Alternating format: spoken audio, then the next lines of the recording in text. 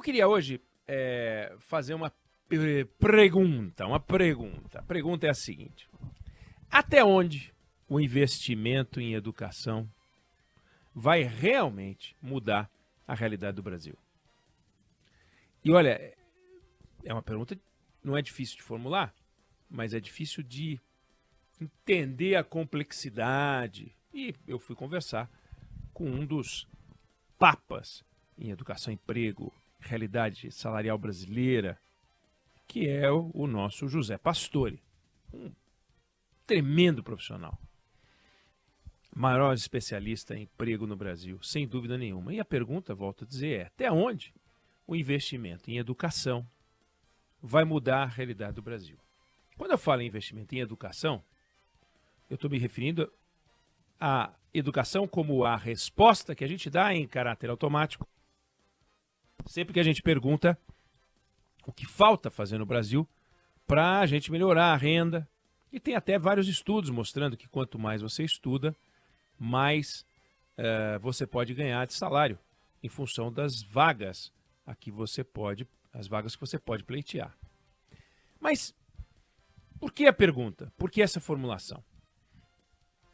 No Brasil, 2/3, e o Zé Pastore abençoa esses números, é o analista, o fiador desses números, 2/3 dos empregos disponíveis. Claro, os números não são assim de uma simplicidade, mas arredondando, são de baixa complexidade. Exigem baixa complexidade. Ou seja, você tem uma tarefa que, ainda que você estude, o que pode acontecer é, se você for desempenhar essa tarefa, você vai se frustrar, porque não é porque você vai estudar mais que aquela tarefa vai ficar mais complexa e o salário vai ser maior, a não ser que você consiga fazer na metade do tempo. Aí sim, você aumentou a produtividade e vai ganhar mais, mas são tarefas de baixa complexidade. E 1/3, tarefas de maior complexidade. Isso, na Alemanha, é o oposto. Em outras palavras, é assim: se a gente pegar a balança comercial alemã, 2/3 do que ela vende é coisa complexa, de alta tecnologia. E no Brasil, 2/3 de até baixíssima tecnologia. Então, para poder trabalhar com produtos de alta tecnologia, pessoas mais qualificadas. Para trabalhar com produtos de baixa tecnologia, pessoas menos qualificadas. E aí você vê isso aparecendo nos números da nossa economia, quando sai o resultado dos empregos. Quer dizer, por que 1/4 das pessoas trabalha sem carteira assinada? E tudo bem na economia, está abastecida, né? Numa empresa de alta tecnologia, ninguém trabalha sem carteira assinada. Quando a gente pega, por exemplo, as pessoas que trabalham por conta própria, e a maior parte é MEI, mas você pega as pessoas que trabalham por conta própria, 75% trabalham sem CNPJ. Não tem CNPJ, não são empregadores tradicionais que vão lá abrir sua empresa, são MEI. Então a gente tem uma estrutura no Brasil hoje, uma estrutura que é muito, muito, muito complicada. Gerar emprego é algo que gera um custo altíssimo. Só as empresas muito organizadas e maiores conseguem ter tudo formalizado, e aí você vai vendo a taxa de formalização caindo conforme vai diminuindo o tamanho da empresa, né? E aí vem essa pergunta que eu fiz. Se você tem um país com um monte de gente, aliás, com um monte de emprego exigindo baixa qualificação, só tem um jeito da gente aumentar o salário médio dessa nação. Qualificando as pessoas, claro, educação, claro, mas tem que subir a qualidade do emprego. Não adianta só subir a qualidade de quem trabalha, porque quem trabalha, ainda que mais qualificado, vai ter como emprego um emprego de menor qualificação. Beber água. Um emprego de menor qualificação. Então ele pode ser até sobrequalificado, mas ele não vai ganhar mais, como eu falei, a não ser que ele aumente a produtividade. E para isso a gente tem que sofisticar o nosso cardápio de empregos. E para sofisticar o nosso cardápio de empregos, e é o ponto do Zé Pastor, a gente precisa ter uma outra estrutura produtiva. Olha a revolução que a gente está falando. No Brasil, você tem uma precariedade do empregado, mas você também tem uma precariedade do emprego, que pedem baixa produtividade e que também ofertam baixa remuneração. E quando a gente está falando de empregos de baixa qualificação, a gente está falando de um balconista num bar, de um ordenhador, de um entregador de pizza, de um ajudante de transporte.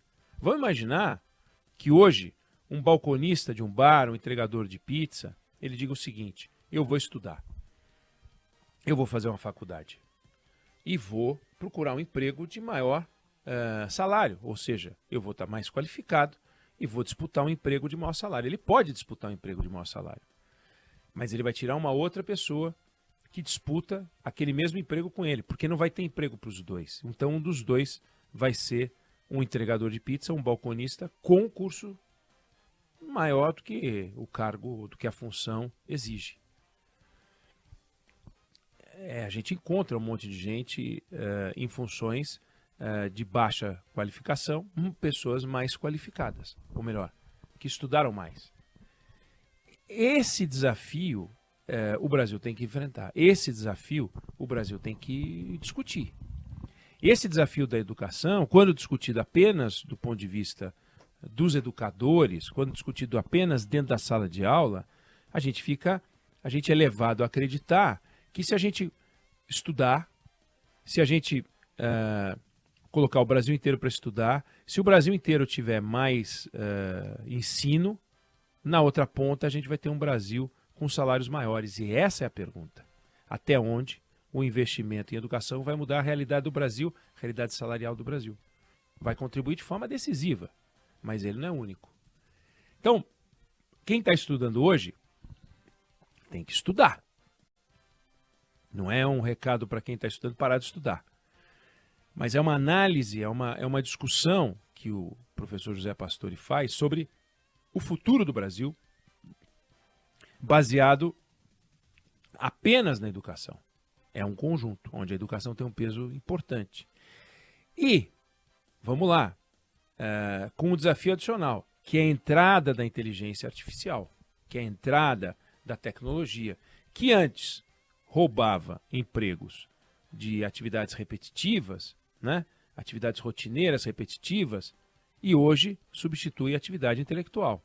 Então, se antes a gente tinha uma eliminação de empregos menos qualificados, e aí poderia parecer que as pessoas teriam oportunidades caso estudassem, hoje empregos de pessoas que estudam também estão sendo consumidos. E nesse universo, um espaço muito grande ocupado por faculdades de quinta categoria, faculdades fajutas, faculdades onde uma pessoa entra sabendo que não está estudando o suficiente para tirar um diploma que ele sabe que não vale tanto assim, de uma faculdade que sabe que não está ofertando um ensino de qualidade. E essa associação entre alguém que vai sair com um diploma que não vale tanto assim, de uma faculdade que não vale tanto assim, o efeito vai ser só na estatística de quantos têm curso superior no Brasil. Então, quando 75% dos cursos de pedagogia ou licenciatura, né, de pedagogia são online, por exemplo, será mesmo que esses 75% oferecem um ensino de qualidade tão bom quanto o presencial? Será que é assim? Será que a gente está formando pessoas capazes de fazer a transformação? E essas pessoas, voltando à questão central, ainda que um pouco mais qualificadas, vão fazer o que num país onde as vagas são de baixa qualificação? Boa parte, a maior parte das vagas. 2/3 das vagas. 1/3 das vagas de maior qualificação. Essas tudo bem, mas é o país de 1/3 e tem o país de 2/3. Essas vagas de 1/3 já estão ocupadas. E mais, aliás, tem vaga de sobra para gente sem qualificação. Aquele descasamento que a gente já ouviu falar, já discutiu aqui várias vezes, empresas que estão precisando de profissionais, que não conseguem contratar, tem vaga lá aberta, quem chegar e atender os pré-requisitos vai e não atende, e um monte de gente, uma legião de pessoas que não consegue. Então hoje no Brasil, a gente tem 8% de desemprego, mas dentro desse emprego, boa parte é emprego de baixa qualificação ou de menor qualificação. E como é que a gente faz, portanto, para aumentar o salário médio brasileiro? Como é que a gente faz para aumentar a nossa capacidade de compra? Como é que a gente faz para melhorar a vida dos nossos filhos e netos? Como é que a gente faz para gerar mais oferta de emprego para uma sociedade que precisa consumir? Como a gente faz essa mudança? Para a gente fazer essa mudança, é preciso mudar o sistema produtivo, como a gente falou, investir em mais empregos de mais qualificação, ou seja, investir numa indústria de mais qualificação, investir em setores de maior qualificação. O agro tem um pedaço importante de empregos qualificados, alguns quase pilotos, não dá nem para falar que são operadores, né? Quase pilotos de máquinas altamente sofisticadas e que exigem uma formação técnica e que ganham muito bem. Operadores de drones, né? Especialistas, mas nem todos os trabalhos são desse quilate. A maior parte não é. A maior parte não é. Pega na mineração, nem todo mundo que está na mineração é geólogo. Claro, nem teria lugar para todo mundo. A boa parte dos trabalhos são de pessoas de uma qualificação mais baixa, que exige uma qualificação mais baixa, ainda que a pessoa possa ter uma qualificação um pouco melhor. Então, quando a gente olha os vários setores da nossa economia, isso vai se repetindo.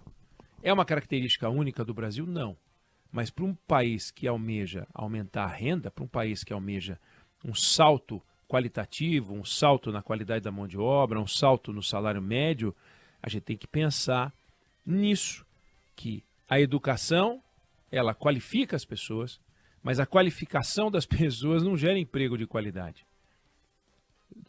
O que gera emprego de qualidade é uma indústria de qualidade. Para isso a gente cai naquela discussão de investimento que o país precisa ter, investimento em infraestrutura, capacidade de financiamento, captação de dinheiro pelo empresário a um custo mais baixo, redução de taxa de juros. Aliás, amanhã e depois nós vamos ter discussão no Copom de redução de taxa de juros, e vai ter um novo ambiente, um ambiente mais amistoso ao capital estrangeiro, ao empresário brasileiro. O Brasil se tornando hub e trazendo empresas para cá, empresas de maior qualificação, nesse processo de fábricas vindo da China para a América, vindo da Ásia para a América, que o Brasil vire um porto seguro, que o Nordeste brasileiro, por exemplo, que tem muito espaço, muito sol, energia, o diabo, possa se tornar uma nova frente de desenvolvimento no Brasil, que a gente vê como muito lógica, mas que não acontece. Então, tudo isso impacta em novos empregos, onde as pessoas mais qualificadas vão ter oportunidade de ter mais sucesso. Mas não basta ter a qualificação, tem que ter a oportunidade, tem que ter um emprego. Então, quando eu formulo e conversei com o professor José Pastore hoje, até onde o investimento em educação pode mudar a realidade do Brasil, e olhando os números da PNAD contínua sobre emprego e carteira assinada, as pessoas por conta própria e sem carteira assinada são uma legião maior do que as pessoas com carteira assinada hoje. O que é espantoso, mas é uma realidade nossa. Num país mais organizado, talvez o número de pessoas com carteira assinada fosse maior, mas já há um bom tempo, conta própria, mas sem carteira, passou carteira assinada. Passou assim, 36 milhões de pessoas com carteira assinada, 38 milhões de pessoas trabalhando por conta própria e sem carteira. E esse por conta própria, a maioria é MEI, e com uma vida dura, vida complicada.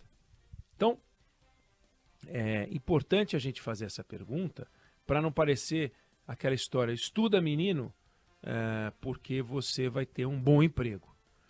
Estuda menino, estuda menina, para que vocês possam disputar um bom emprego, sabendo que você vai ter que ser mais qualificado do que o outro, do que a outra, para tomar um emprego que só tem um. E sabendo que muitas das pessoas que vão estudar e que estão estudando hoje não vão conseguir um bom emprego, porque não existe emprego bom para todo mundo se a gente não mexer na agenda de discussão do país, razão pela qual esse assunto interessa a todos nós. Interessa a você, hoje que está empregado, mas que tem filho pequeno. Interessa a você que tem medo de ficar desempregado. Interessa a você que quer empreender. Então nós temos que ficar de olho naquilo que discutem os nossos políticos, porque isso vai interferir diretamente na estrutura produtiva brasileira, onde só a educação, volto a dizer, não vai resolver a questão. Eu não sei se você concorda ou se você discorda, mas essa é a opinião que eu tenho sobre o assunto.